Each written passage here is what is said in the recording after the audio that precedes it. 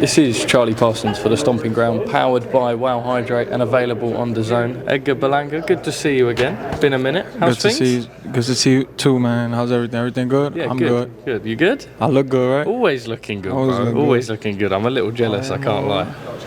200,000, $10,000. You know what I'm saying? Just a little say.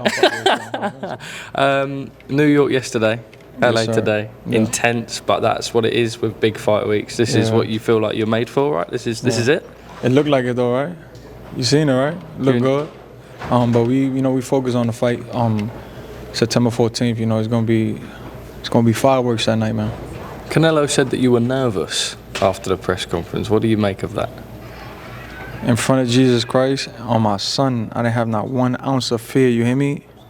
You cocksucker! I didn't have not 1 ounce of fear, bro. And he know the eyes never lie, bro. This right here, you could tell when somebody got fear. Don't put fear in me. He put fear in them other guys. Those other guys he probably put fear in them. He ain't putting fear in us. How do you think the mood has changed from yesterday's press conference in New York City to today? What's changed? He just his aura. He did a lot of fuckboy shit, and I was just like, I was cool because I'm in my city. I'm in New York. Came out with no shirt. I'm chilling. I'm in my city. I'm calm. You know what I'm saying? I was around my people. But over here, he got a gear. You know what I'm saying? That gear is like a guy that. Feel like he's tried to disrespect you, maybe. Yeah. Like he think I'm like a cakewalk or something. You know what I'm saying? Which is cool. Let him think that, and he gonna run into some shit. I was gonna say a lot of people are getting the impression that Canelo is underestimating you in that fight. From today's press conference alone, do you get that vibe? Yeah, 1,000%. 1,000%. But he a bitch though, and I'll tell him in his face. Anyway I see him, I'm telling he a bitch. You know what I'm saying? Cause he a bitch, and money don't make you. He talk about all this bread. You gotta have $100 million, $1 billion, $1 trillion. Money don't make you, bro. It's about your heart and about how you treat other people. That's why a lot of the Mexicans in Mexico don't like him. It's 100% fact. A lot of people in Mexico don't like him. He's an arrogant dude. And he think he's a diva. And I kept saying that he's a diva. It's a dude, his shirt's wrinkled, he starts crying. That's the type of person he is, you know what I'm saying? He's a diva. He was going like this. He was going like that. Yeah, why was he doing that? He was that Mexico has like suck, you know? Yeah, in the UK it would be wanker or something like that. Yeah. But he got a pussy. He got a pussy. He don't got a dick. He got a pussy. He's a girl. He gave birth to his kids. He's a female. I suppose this is all you fired up now. It's great motivation for camp, right? That's like the dream. That's the worst thing that's the worst thing that could have happened for real. I'm gonna keep going now. Now I'm gonna keep going. I was gonna say you've now got that screwed in your mind going into fight night. 1,000%. Yeah, 1,000%. Does that bring out a bigger beast in you when you're in fight camp? Yeah, definitely, 100%. Just like he said, watch what's gonna happen. I told him I'm gonna break every bone in your face, bro. I'm gonna break every bone in his face, and it's not capping. I told him it's not capping shit. And he know the vibes already, bro. I'm Puerto Rican, bro. Come from the Caseria, we come from the hood. Where we come from, we don't let none of that shit slide, you know? So we gonna see September 14th. What did you make of Caleb Plant's sort of interruption to the press conference? He was just, I don't even want to talk about that dude. He a cornball. He's on his way out. That dude's a nobody. He need people. What Tony Montana said?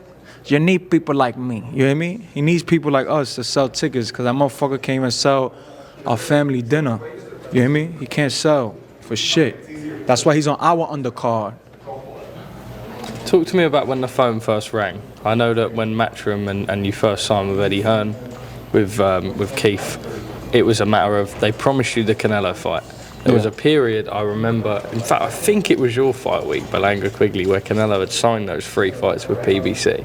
And all of a sudden, maybe it was a bit uncertain. Yeah. How happy are you with Matchroom and the efforts from the team? I know Keith's done a great job, but in making sure that you still got this fight, regardless of lead promoter. Yeah, you know what I'm saying, the best, you know what I'm saying? We put the puzzles together, you feel me? I think it was more of, of us, I had to do my job.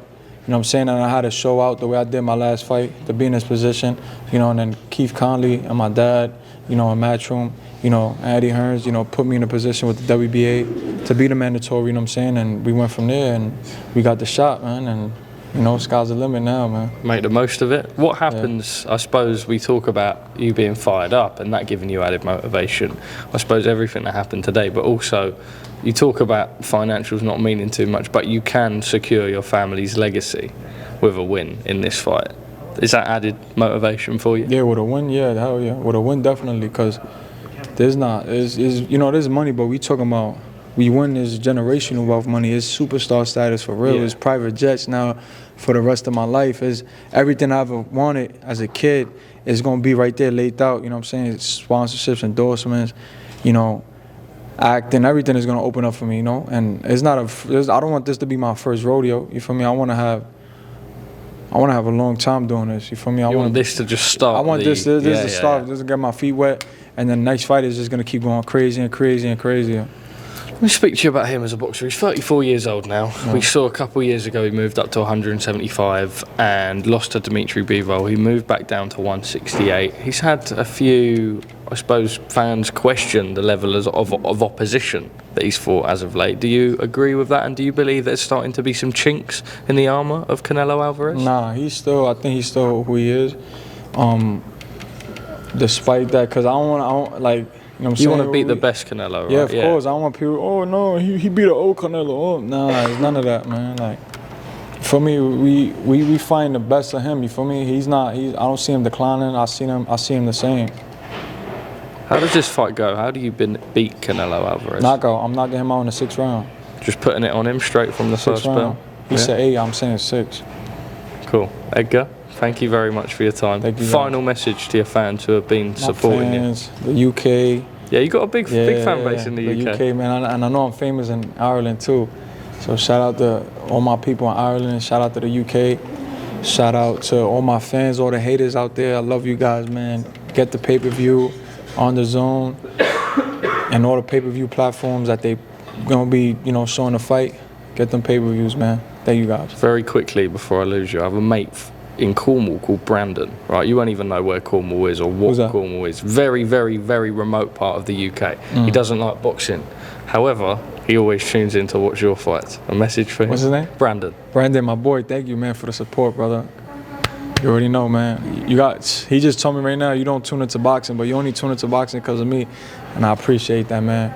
He keeps saying he's going to fly in, but he ain't done it yet. I'm waiting on him. I know, what's happening? We've got to get him in Vegas. Oh, yeah, for sure. Edgar Berlanga, thank you very much for speaking to us.